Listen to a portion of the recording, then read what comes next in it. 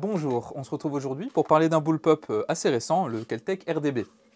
Mais avant de voir ce RDB, un grand merci à l'armurerie Commanderie de Navarre qui m'accueille et qui me confie ce fusil. Et toujours un grand merci aux mécènes de Tipeee et du Tréon qui me permettent de poursuivre mon travail. Donc n'hésitez pas à les rejoindre si vous le pouvez bien sûr. En règle générale, je parle surtout d'armes militaires, mais ce n'est pas le cas de ce RDB. J'étais juste curieux de l'utiliser et aussi parce que j'aime bien l'entreprise qui la fabrique, Kel-Tec, même si elle n'a pas forcément la meilleure réputation au monde, mais j'y reviendrai dans un instant. C'est une entreprise qui fait des efforts d'innovation et qui propose souvent des armes avec des mécanismes ou des designs un peu différents. D'ailleurs, petit point rapide sur Kel-Tec, qui est une entreprise assez récente, car elle a été fondée en 1991 en Floride par George Kellgren. C'est vrai que l'entreprise n'a pas forcément la meilleure réputation par rapport à la fiabilité et la durabilité de certaines de leurs armes, même si personnellement, j'ai jamais eu de soucis avec leurs produits. A few moments later. Alors c'est trop. C'est moi qui ai un souci ou... Il y a encore une double allure. Attends, on va le mettre dans le bon sens. Regarde. Ah ouais, excuse-moi.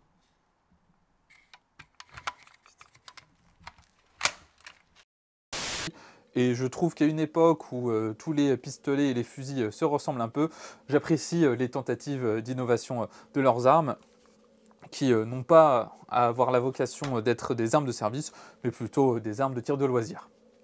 Mais revenons à ce RDB, qui est le deuxième bullpup de Kel-Tec, après le RFB, qui lui était aménagé en 308 Winchester.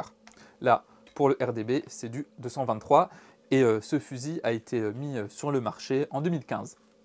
Grâce à sa configuration bullpup, le RDB mesure seulement 69 cm avec un canon de 44 cm. Et au niveau du poids, le bullpup pèse 3,2 kg non chargé et il utilise des chargeurs d'AR-15. Une des caractéristiques de ce fusil est qu'il éjecte vers le bas. On peut voir le port d'éjection ici. Et ça va permettre à l'arme d'être véritablement ambidextre. D'ailleurs, tous les contrôles peuvent être utilisés tant par les droitiers que les gauchers. La sûreté est des deux côtés et le levier d'armement, là, il est sur la gauche, mais on peut, si on le souhaite, le faire passer sur la droite. Aussi, le bouton d'éjection du chargeur est ce bouton, donc qui a un emplacement accessible tant par les droitiers que les gauchers. Et notre aératoire de culasse est ce bouton, également présent à droite et à gauche. À l'avant, ici, on peut voir que l'on a un régulateur pour l'empreinte gaz. Esthétiquement, on aime ou on n'aime pas. Personnellement, j'ai pas encore choisi mon camp. Par contre, on peut reconnaître l'identité de marque de Kel-Tec avec la poignée et le garde-main qui dispose de petits rectangles et c'est un motif qui est présent sur à peu près toutes leurs armes.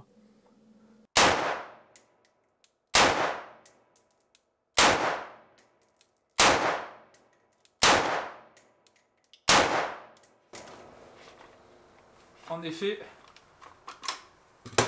c'est plus qualitatif que le VHS, encore plus que le Steyr Hog. Et un peu comme sur un AR, on entend pas mal le bruit du ressort quand la culasse se déplace.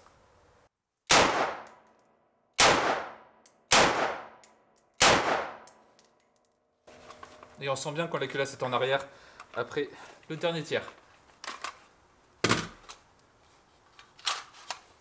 Par contre, c'est vrai que si tu veux savoir s'il y a un truc dans la chambre, c'est de la spéléologie.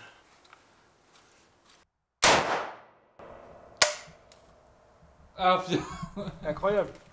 en plus, à un moment de la vidéo, je dis bon, fiabilité de Kel-Tec, c'est pas fou. Bah, à titre personnel, j'ai jamais eu de soucis. Ah ouais.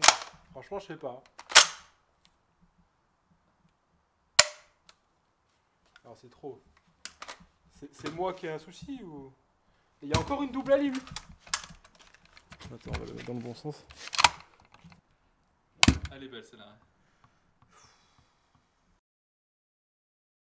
Le démontage du RDB est très facile. Évidemment, on procède aux mesures de sécurité et tout va se faire grâce à des goupilles qui sont captives. Pour rien vous cacher, j'ai un peu triché, je les ai un peu poussées légèrement avant de commencer la vidéo parce que sur cet exemplaire-là, il faut utiliser un petit marteau en plastique pour bien les faire sortir. Une fois les goupilles sorties, on peut séparer les différentes parties.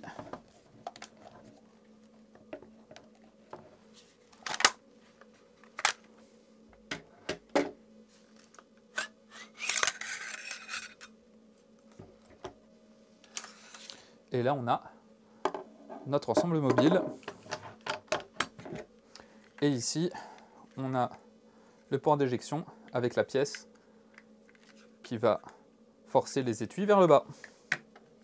On peut voir que l'ensemble mobile comporte le piston, le ressort récupérateur en fait qui est à l'intérieur de ce tube.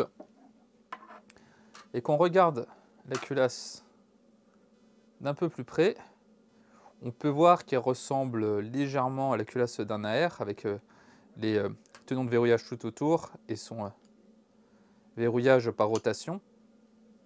Par contre, on peut voir que l'extracteur est en bas et qu'on n'a pas un, mais deux éjecteurs.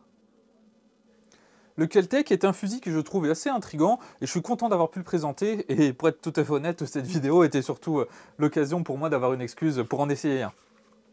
En tout cas, j'espère que cette vidéo vous aura également plu. Je vous invite, comme d'habitude, à vous abonner à la chaîne si ce n'est pas déjà fait. Et si vous le souhaitez, vous pouvez rejoindre le Tipeee ou Utreon en description. Sur ce, on se dit à bientôt pour une prochaine vidéo.